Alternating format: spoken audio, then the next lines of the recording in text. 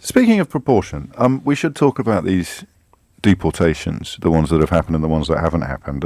Much of the media obviously is pretending that you can't simultaneously approve of some foreign-born criminals being deported and want to fully uphold the rule of law. But given your background, you'll understand the absurdity of that position. Is there a case for saying that Jamaican criminals are not the same as other foreign-born criminals because of their relationship with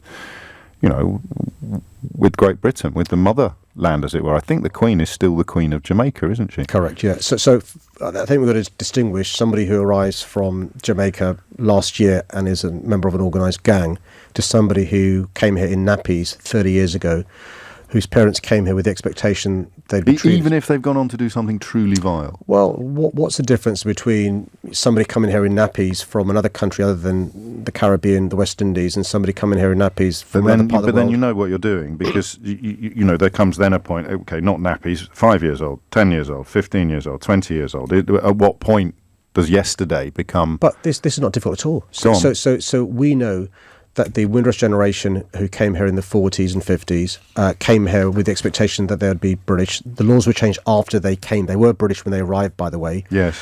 Some of their children...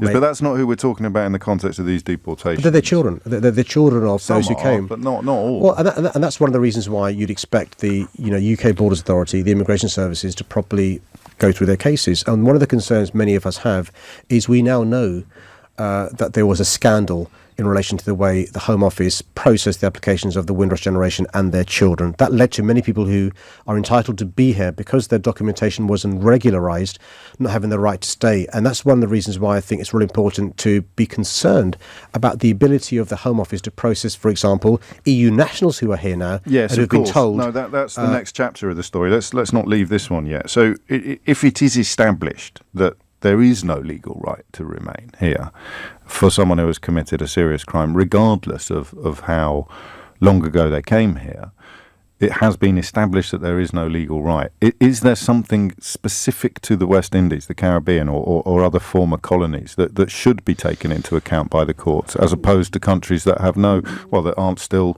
ruled by the Queen? I think we're in danger of conflating a number of issues. I don't know that we are. I'm very interested in this. The first issue is this. A foreigner who's not a British citizen or a British national who commits a criminal offence in this country should be arrested, charged, prosecuted, serve their time here and then be deported. There is a separate issue about those who, for all intent and purposes, are British, but the documentation hasn't been regularised. Okay. They may have committed a criminal offence, and but for mum, dad, big brother not sorting the documentation out, they're treated as a foreign national and they're deported to a country which they've got no connection with. I think you can distinguish the two. Well, it's home, isn't it? You send people home, and if it's not their home, then you've got a problem. Yeah, but look, I think the point of your question is, say for example, if you'd come here from, let me just make up a country, Algeria. Don't do a Godfrey Bloom. Algeria, okay, right. You came here from Algeria 10 years ago. Yes. And you've not got any right to stay. You commit a criminal offence, serious offence, you serve your time, you should be deported back to country of origin, Algeria. What we're talking about with the Windrush deportations are some people who may well be, by the way, serious criminals who've got no right to remain here. They should be deported back to country of origin. Others who have got a right to stay here, but for documentation not being regularised, would be here. And they're being deported to a country they've got no connection with. And that's where the concern is. But also your appeal rights are from country of origin rather than here. The better thing to do is just pause. There's no rush. Pause. If need be, they can be kept in a detention centre if you're worried about them fleeing. Process the application, give them the right to appeal, make sure they've exhausted the right to appeal, and then you can deport them back. What is the haste to remove somebody when we do know we've got centres where you can detain people? So you do, due process. Exactly right, due process. Rule of law, exactly. At the end of which Absolutely you right. would have no problem with anybody found genuinely to have... Yeah, absolutely. By the way, I'm a firm believer. I'm a firm believer in foreigners who come here, commit offences, having due process, serving time here, then being sent back to country of origin, or if there's a guarantee they will serve time in country of origin, then serving time there. What we can't have is a situation where we don't give people due process. They have to appeal in country of origin, where they've often got no money, no possessions, nowhere to live. I mean, we're lucky. The language spoken in Jamaica is English, but actually many people have no connection and won't know how to exist in Jamaica.